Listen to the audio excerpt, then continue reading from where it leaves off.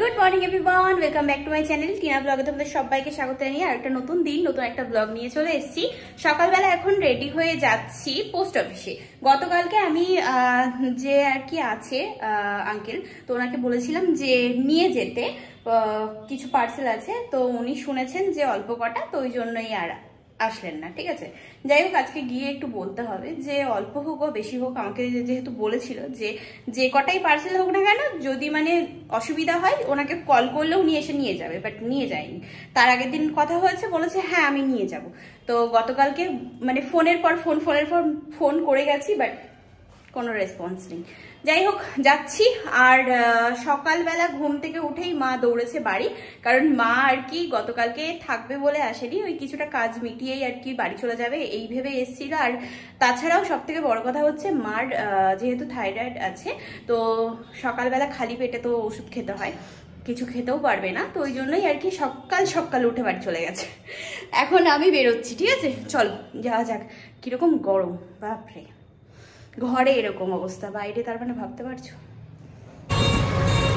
তো আমি তো পেয়ে গেছি, টোটো পেয়ে গেছি, জিনিস নিয়ে এখন চলে যাচ্ছি।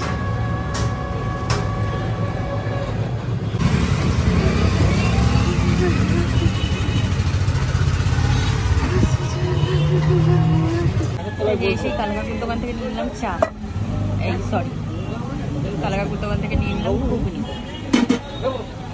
এখানে চা হচ্ছে এখন, বাপরে এক গামলা।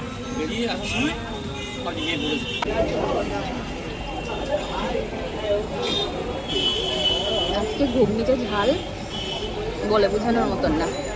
কালাকাকুর দোকানের ফেমাস লস্যি অসাধারণ খেতে হয়, বানাই খুব ভালো।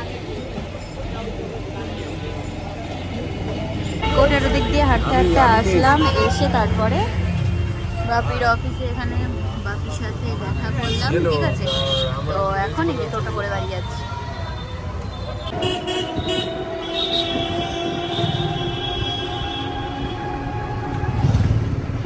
বাইরে এত রোদ বলে বোঝানোর মতন না। বাড়ি চলে এসেছি অনেকক্ষণ, তা ঘরে এসে একটুখানি আর কি ফ্যান চালিয়ে আগে বসে রেস্ট নিয়ে নিয়েছি। বাপরে, নাইলে আর দেখতে হতো না। তো এবার যাব, স্নান করব, জিনিসগুলো দিয়ে আসলাম, আর ফোনটা চার্জ দিতে হবে, তো ওকে ওটা চার্জে বসিয়ে দিই। তারপরে দেখি খাওয়া দাবার আর কি ফ্রিজে ছিল, তো সেগুলো বের করে রেখেছি, খেয়ে দিয়ে তারপরে আমি ভাবছি যে আজকে বাড়ি যাব। ঠিক আছে, দরকার আছে তো যাব। আর একটু ঘুরতে যাওয়ারও একটু প্ল্যান করেছি, তো কোথায় যাচ্ছি না যাচ্ছি তোমাদেরকে বলবো, নেক্সট দিনের ব্লগে দেখতে পাবে, আজকে আর বলছি না। তো ওই জন্য আর কি বেরোনো হচ্ছে। ঠিক আছে, তো চলো আগে স্নানটা করে আসি, তারপর কথা বলছি। তো খাওয়া দাওয়া কমপ্লিট করে রেডি হয়ে গেছি, এবার বেরোবো। যে জামাটা পরেছিলাম কাছে ছিল, তো এটাকেই আবার আর কি পরে নিলাম, আর অন্য কিছু পরলাম না। তো ব্যাগ গোছানো হয়ে গেছে, বেরোতে হবে। আর হ্যাঁ, ঘুরতে যাচ্ছি, তো এগুলোর আর কি পছন্দ করা ছিল, ঠিক আছে, এগুলো দিতে হবে, তো ওই জন্য নিয়ে যাচ্ছি সাথে করে। এই সব জিনিসই হচ্ছে আমার তরফ থেকে গিফট। ঠিক আছে, পছন্দ করেছিল, শাঁখা পলা আছে, হারটা আছে, আর কানের আছে। চলো এগুলো নিয়ে যাচ্ছি যখন, তো সাথে করে নিয়ে যাচ্ছি। এবার এগোতে থাকি। বেরিয়ে গেলাম এখন স্টেশন যাওয়ার জন্য। অটো সেই কখন থেকে দাঁড়িয়ে পেলাম না, তো ওই জন্যই এখন যাচ্ছি স্টেশনে। আর কি করা যাবে, আজকে চলে আসলাম বসিরহাট স্টেশনে।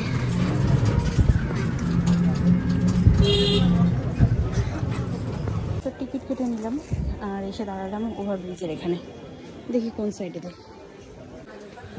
1 নম্বর প্ল্যাটফর্মে ছিলাম, অ্যানাউন্সমেন্ট করলে 2 নম্বরে দিচ্ছে গাড়ি, তো ওই জন্য এগিয়ে যাচ্ছি। ওভারব্রিজ পার করে 2 নম্বরে এসে এখন হাঁটছি। ট্রেন থেকে নেমে এখন হাঁটতে হাঁটতে এই যে যাচ্ছি। দাদাভাইকে ফোন করলাম, ও আসছে। এখানে মাছ বিক্রি হচ্ছে, আর অনেক কিছু বিক্রি হচ্ছে, ওগুলো দেখানো হবে না। এই মাছগুলো ভালো লাগছে। আচ্ছা, এদিকে হচ্ছে সবজি বাজার।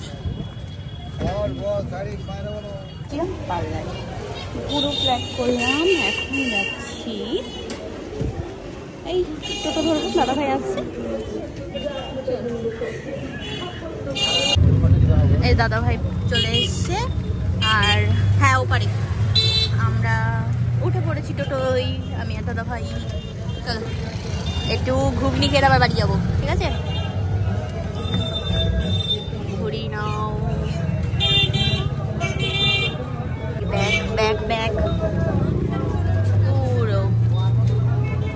দাদা ভাই গেল, আমার ওই ব্যাগ একটা ছিঁড়ে গেছে, সেই ব্যাগটা ওটা গেছে ঠিক করতে। হয়ে গেছে আমাদের কাজ কমপ্লিট, এবার বাড়ি যাই। আজকে আমরা নদীর ধার হয়ে যাচ্ছি। ওই দেখো, হ্যাঁ সোনাই দাদু এখানে পুজো করবো আজকে। আজকে না তো কালকে পুজো দেবো, আজকে তো শুক্রবার।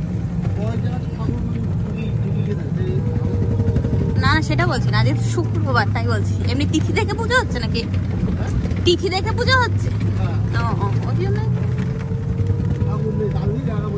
চলে এসছি, বাড়ি চলে এসছি। ও জুতো উপরে রাখি, নাহলে আবার কুকুর নিয়ে যাবে।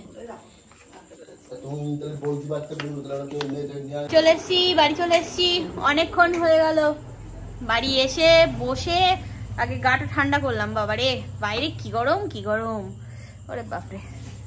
তো এই তো এখন জামা ছাড়বো, তার আগে দেখি মাকে বললাম যে মা একটু চা করো, চা খাই, খেয়ে তারপরে তাই।